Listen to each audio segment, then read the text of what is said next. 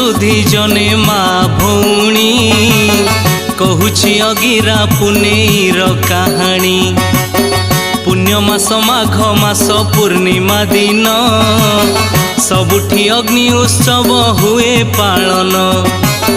पारंपरिक भित्तिरे होई एहा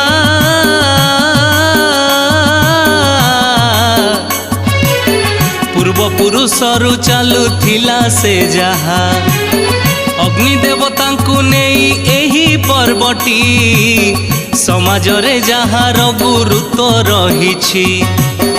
आम एई भारतीय परंपरा रे अग्नि को देवता भावी थांती मनरे।